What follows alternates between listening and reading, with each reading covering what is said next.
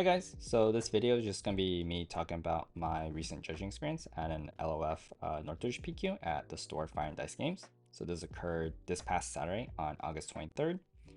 So I was a floor judge 1, which was basically the entirety of the Swiss rounds, which was 7 rounds. By the time you're watching this article will be up or will be published. So if you don't care about watching, you can just read it. I'm not going to go over everything. I'm just going to go over some stuff and then mostly the judge calls, and I'm just going to go through this portion basically. Yeah, so here's a time-lapse video that I already uploaded. So thanks to the store for letting me record gameplays and this time-lapse footage. And then gameplays I am going to upload and add my commentary, which is on my to-do list. Photo dump, so this is their new place, blah blah. There's Alyssa. There's a round 5 picture, top 8, and then top 8 picture. Insider, not insider, but like tidbit information. So this player is Huamin. He comes up to Cardboard Games quite often. That's my local game store. Basically, there's like a little inside joke, and basically he was wearing my CPG jersey for this event. And then he also written his PQ perspective post on this other Substack, ecomode games. So if you want to read about that, go check it out. It's all here. He's a really strong player. He made top 8 during the Galactic Opens, so he's already qualified for the Galactics 2026 basically. So very strong player. Anyways, yeah, so PQ was 113 players, which is the same player count as their JTL PQ, which is also 113 players. Some rounds, top 8. Alyssa went 4-3. She placed 25th, and then pricing was up to top 32 for packs and stuff. Blah blah blah. Judging staff, it was the same as last time. So head judge was George. I was floor judge 1, and then floor judge 2 was Francisco. This time there were more Fire and Dice employees there because they were basically during the JTL PQ, they were still in the process into moving this new space. So a lot of it wasn't really furnished, but now this is their like main store now, or their only store location, because they moved out their previous store locations. So there was actually a lot more employees there, but a lot of them were just like, you know, doing the regular store stuff of like taking people's orders and stuff. But there was one like fat employee who was pretty active with helping out with the event stuff. Yeah, so here's some judge calls. So I split into 2 sections, straightforward and then the more complicated one. So a player basically asked if they can do sneak attack into forlom, and then instead of ambushing, just let it remain ready.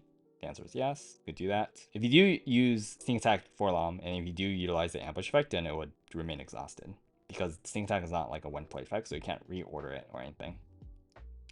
One of the judge calls was basically, if you play Force Lightning onto Crate Dragon, does Crate Dragon still do 1 damage? And the answer is yes. Basically, cards cost basically always means the top left corner, that number, regardless of how much you actually paid for the card. So if you like played Smuggle or like Pilot, the amount of damage that Crate Dragon does is the number that's on the top left printed corner. Oh, this was like a bit more. This was a pretty interesting judge call. So basically, opponent has stolen the player's tranquility somehow. It's either through like Palpatine or whatever. Player asked if they could do timely intervention, play out tranquility, ambush first, and then basically trade their tranquility with the opponent's tranquility that is actually theirs, but they got control of it. And obviously the 2 would get defeated, and then utilize the 1 play to return one of the 2 tranquilities back to their hand. Answer is yes, you can order it that way. So this is a way to basically utilize the 1 play effect. Yeah, there's a question to this. Player pass, opponent claim, player called judge, player thought there has to be 2 passes before proceeding to regroup phase, and basically I just told that player that that's basically how the game works. Like basically, like if the board state doesn't change for 2 consecutive turns, then it basically ends, and then you just go on to the next phase. I was a little bit surprised to get this question because of it is a PQ event, and generally speaking, for a PQ event, there is a expected understanding of game knowledge or I guess game mechanics. So I was a little bit surprised to get this question, and this was like round 3 or round 4, and this table was like in the upper top half of the tables, but I don't know, maybe they were just never played the passing game, which I guess kind of makes sense, right? If you're a relatively new player and you never played as or played against like Quinlan decks or CAD decks that are into the passing game, then you might not really come across this situation. Player had a damage unit get traitorous, and then they asked if the damage counters come off or not. I was also a little bit surprised to get this question because the player who called judge on this, I know that player, and then I just never thought that traders would remove damage counters. Yeah, I just thought that they would know this because they are a relatively strong player, well-performing player. But yeah.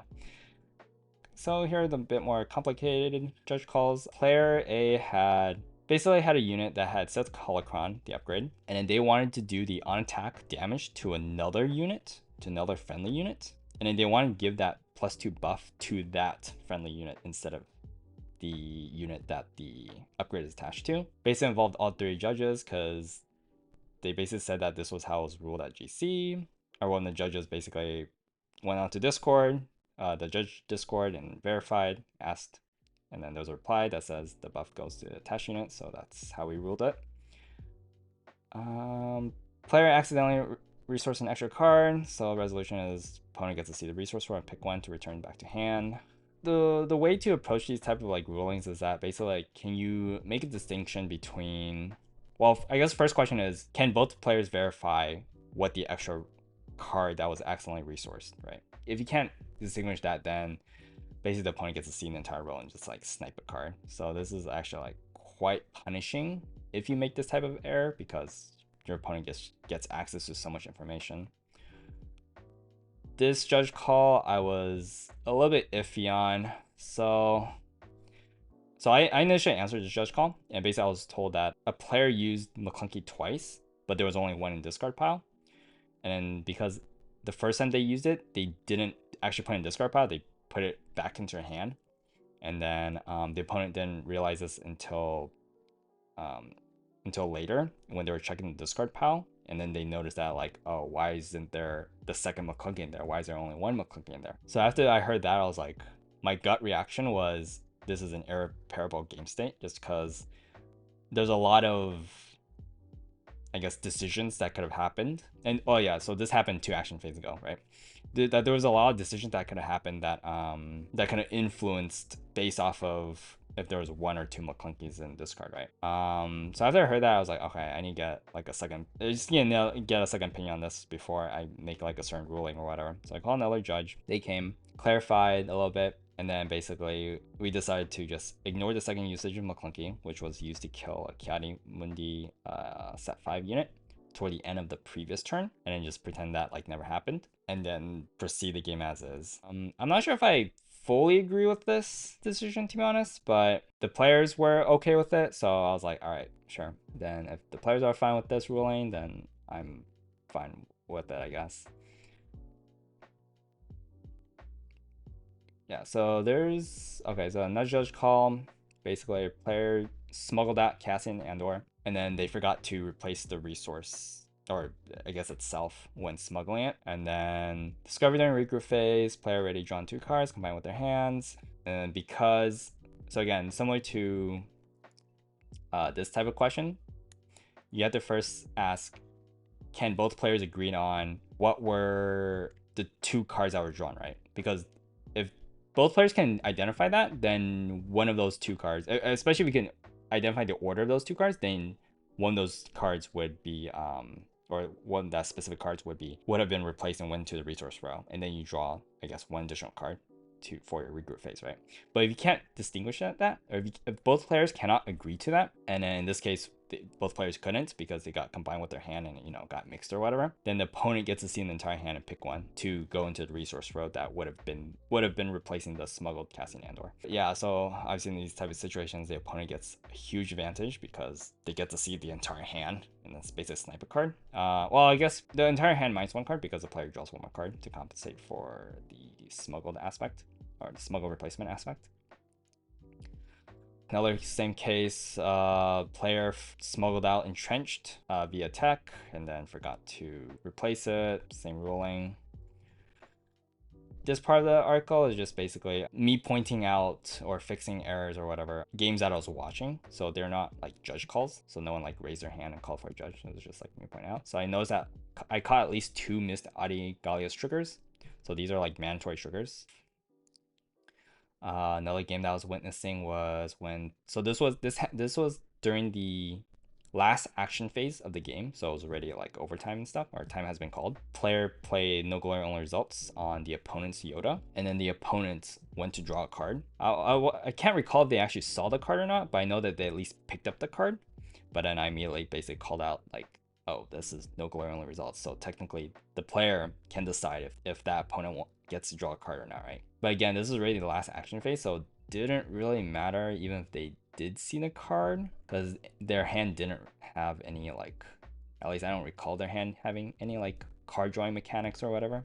Yeah, so that's that. Just be careful. Like this is really easy to miss because no glory only results, we usually just treat it as like a defeat spell, but it's a take control and then defeat it, so you get the when defeated effects. So a player basically not applying the on attack correctly. When I saw this happening, the Fennec player, or I guess the player who was playing the Fennec unit, they actually did go through their, discard pile, right? And they identify like, oh yeah, I have 4 different cost cards, so this unit deals 4 damage. That 4 damage or whatever was able to defeat the unit, but they still put damage counters on their own unit. So when I first saw that happening, I was like, am I miscounting or something? So I basically walked over to this player's side, right? And I basically like talked to them and basically like confirmed with their discard pile, and then confirmed with the damage that was on the unit that this Fennec Shan unit was attacking to, and then basically did confirm that this should have be able to kill it without it taking any damage back. So we had the player remove the damage counters from their Fennec unit. I witnessed this happening.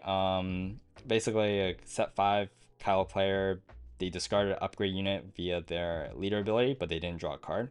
And then I actually was like double, triple counting their hand, resource, and discard just to make sure that it was like actually like a discrepancy and I didn't like missed them actually drawing a card or not. So then during the regroup phase of that first turn, I basically like brought up, oh, did you draw a card or not? And then we basically just confirmed like how many cards they actually had, and they actually only had an even number of cards, which they shouldn't. They should have an odd number because they're supposed to draw 1 off of this, right? Because you start off with 6 cards, you pitch a card to draw a card with Kylo, so you should have at 7 at that point.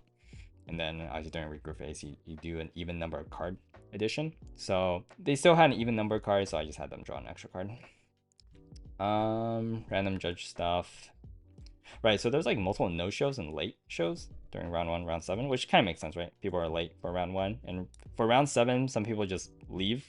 They don't drop themselves or tell the staff that they're dropping, so they just leave. And then there's a few players who basically are just sitting there waiting, right? And then me and like other judges would go up to them and be like, hey, here's the policy. Basically, if they don't show up after 5 minutes, you get a game win. If they don't show up after 10 minutes, you get a match win, right? And if they do show up before 5-minute mark, then they would get time extensions.